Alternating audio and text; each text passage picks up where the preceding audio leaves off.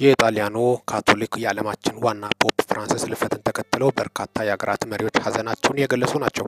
ከነዛ መካከል የኢትዮጵያ መሪ ጠቅላይ ሚኒስትር ዶክተር አብይ አህመድ የሮማው ካቶሊካዊት ቤተ ክርስቲያን ሊቀ ጳጳስ ፖፕ ፍራንሲስ ሕልፈት የተሰማቸውን ሀዘን በኤክስ ገጻቸው ገልጸዋል። ሀዘናቸው ጥልቅ እንደሆነ ጭምርም ነው የወጡት መረጃዎች የሚያሳዩት።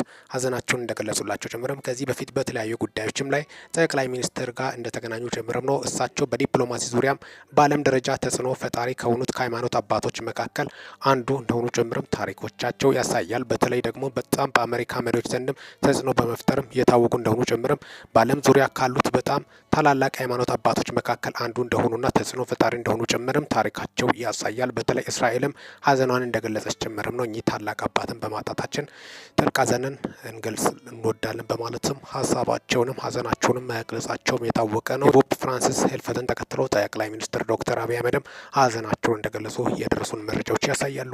ሚኪ ነኝ። ሚኪ ታቦር ኢንፎን ሰብስክራይብ በማድረግ ወቅታዊና ሚዛናዊ መረጃ አግኙ። ሰላም ቆዩልኝ።